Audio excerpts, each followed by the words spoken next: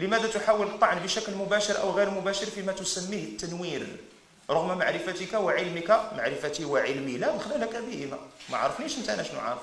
رغم معرفتك وعلمك بأن ما يقدم هو أقرب للإسلام والمنطق مما تدعون إليه أنتم.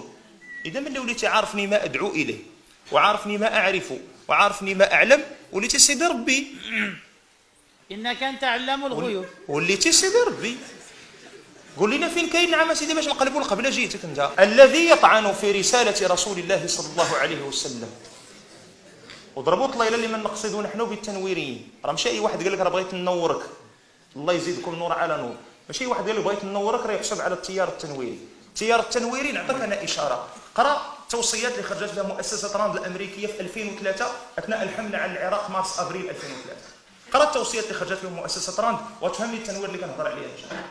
الذي يطعن في عداله الصحابه رضي الله عنهم ويتهمهم بالزندقه، اي نور يرجى من هذا؟ والله عز وجل قد أثنى عليه من فوق 7 سماوات في الكتاب الذي يدعون أنه هو معتمدهم وليس السنة وهو القرآن الكريم. أي تنوير يرجى من الذي يطعن في أمهات المؤمنين رضي الله عنهن وأرضاهن؟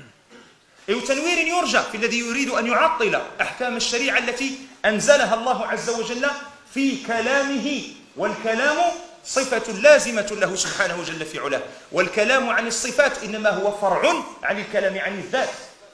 الله عز وجل حي لا يموت، صفته حية لا تموت. كلام الله عز وجل حي ينبض بالحياة. كيف تقول لي أنت نحدها نديروا أبستراكسيون من الشريعة الإسلامية بالقرآن الكريم والآيات القطعية للقرآن الكريم وتقول لي حقا غنجيب شي حاجة أتت بها فهم الناس؟ أي عن أي تنوير تتحدث وأنت تقول وهم يدعون؟ قرا داكشي اللي كيقول بغيتو السميات، قرا داكشي اللي كيقول محمد شحرور في الكتوبه ديالو. اش كيقول محمد شحرور؟ تيقول لك حقا الزمن الذي مضى كان زمانا للأنثى وهو زمان السلام، ثم أتى زمن الذكور والزمن اللي داز فيه الرسالات والأنبياء. وقال لك هذاك الزمان هو الذي سيطر فيه الذكور على المجتمع. قال لك دابا صار الزمان خصنا نعاود نرجعوا للقضيه ديال أن الأنثى نعطيوها هذاك القيادة على اعتبار أنها هي التي تقود إلى مرافئ السلام.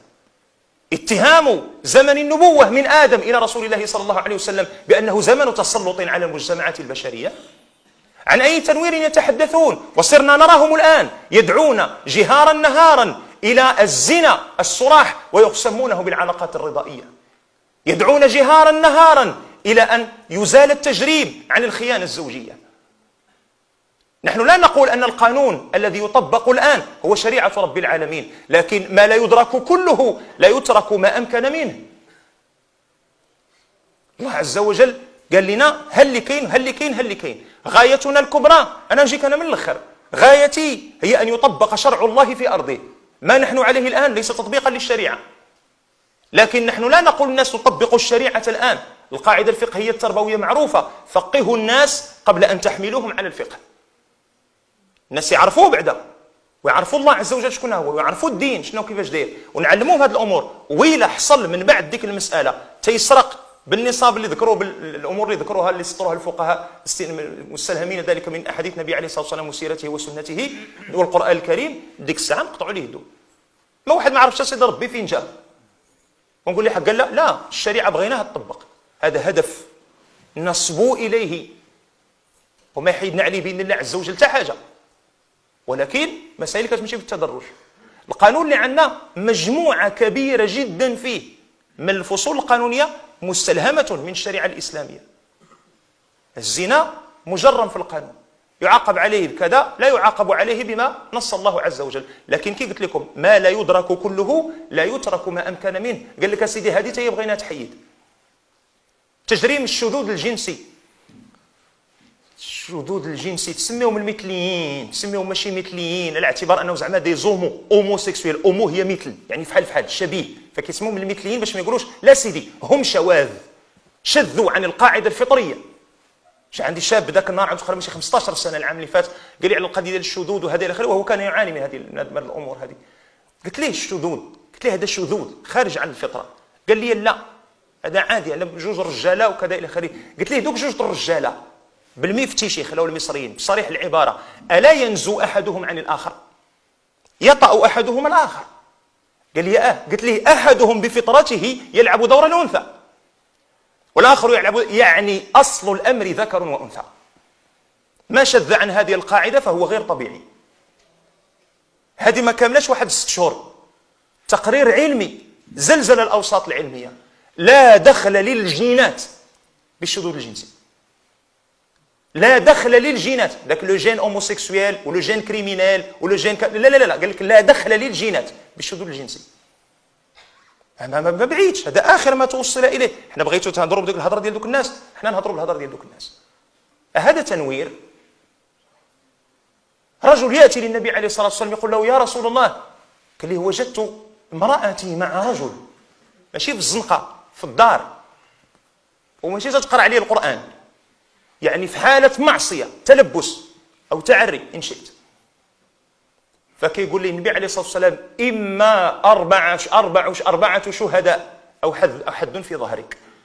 كيقول لي يا رسول الله رأيتها بعيني وسمعت بأذني. كيقول لي إما 4 شهداء أو حد في ظهرك. قال لي يا رسول الله يجد أحدنا ما إن تكلم به حد في ظهره 80 جلدة، وإن صمت عليه صمت على ما يقطع أوصاله من الغيرة. قال لي 4 شهداء أو حد في ظهرك. علاش؟ حيت هادشي اللي كان من بعد وينزل الله عز وجل بسبب هذه التخفيف في قضية الرجل الذي يجد زوجته في حال خيانة زوجية متلبسة ولا يجد شهداء، دار لهم قضية اللعان، يشهد 4 شهادات والخامسة ويدرأ عنها العذاب أن تشهد 4 شهادات والخامسة. هذا من شرع الله عز وجل وآيات قطعية. إلا ما كانش من هذا الشيء واللي غنطبقوه، كاين عندنا على الأقل القضية ديال الاستلهام في القانون، استلهموا منها وجرموا. تقول لي التنوير يريد إزالة التجريم على هذه المسألة. كي غتولي الحياة عندنا؟ واحد جاي داخل لقى وحده مع مرته مع واحد، او وحده داخله لقات راجلها مع واحد داخل البيت. اسمحوا لي راه نسيت السوارت وجيت ناخذهم، اسمحوا لنا برزناكم نعمس غادي. واخا انت غادي في الزنقه ولقيتي اختك في وضعيه مخله بالحياء هي واحد، تهضر معاها تصيفطك للحبس. جيتي انت لقيتي خوك في وضعيه مخله بالحياء مع وحده، تهضري يصيفطك للحبس.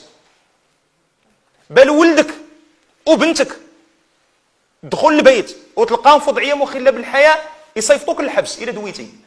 عن اي مجتمع متنور زعموا يحدثنا هؤلاء؟ عن اي منطق؟ قلت انه يدعون الى المنطق، عن اي منطق يتحدثون؟ والله لو كلمونا بالمنطق لاجبناهم، لكن لا منطق عندهم ونتحداهم. المنطق ديالهم بغاو التنوير، يدورون على الاشكالات الماديه والاقتصاديه اللي كنعيشوها. زعما ملي غادي نحيدوا التجريم على الزنا والتجريم على الخيانه الزوجيه والتجريم على الاجهاض ونحيدوا التجريم نعم سيدي على العلاقات الرضائيه اللي سموها هما ديال الزنا، صافي البلاد غتولي عندنا بخير وعلى خير. وريونا المشاريع ديالكم في الاقتصاد، وريونا المشاريع ديالكم في التعليم، وريونا النهوض ديالكم بالشباب، وريونا نعم سيدي كيف سنحمي حدودنا، وريونا الازمه مع البوليزاريو باش غادي نفكوها. الازمه ديال الخضروات اللي كتمشي وكيقلبوا لنا الكاميوات جايه اسبانيا، كيفاش غتفكها لي انت؟ الفيلم كله تسد وبقى غير هذا الباب هذا ديال العلاقات الجنسيه. لا حيدناه غنوليو حنا الامريكانيين. علو الشيطان. فقضيه انهم يقدمون ما هو اقرب للمنطق، الله يرضي عليك. انا نقول لك من هنا ونعرفك لما انت تصنت. كاين عندك محمد شحرور، عندنا الابراهيم، اسلام البحيري، محمد عصيد، عبد الوهاب رفيقي، نسيتك مازال محمد عبدو ماهر، الاخرى ديك الشباشي. نهضر لك لهادو، ندوي لك على ديال التوانسه، نجبد لك الجزائريين، نجبد لك الكويتيين، نجبد لك اللي ولاو دابا في المملكه العربيه السعوديه. كاينين وهادو تسطر لهم نعم سيدي التاريخ وقال لهم ها منين غادي تبداو، وترصد لهم ميزانيه كيحطها الكونغرس، هما اللي دايرين القناه ديال اصوات مغاربيه اللي طعنوا في البخاري وطعنوا في ابو هريره. حلوا عينكم وقراوا شباب الله يرضي عليكم، ما يحاك لكم اكبر مما تعتقدون وتظنون، لكن من يرى بنور الله عز وجل لا تخفى عليه مثل هذه الظلمات. فانتبهوا الله يجزيكم بخير. سامحونا شدتنا شي شويه ديال السخونيه، لكن لو تأدب صاحبنا في سؤاله لكنا اكثر ادبا في جوابنا.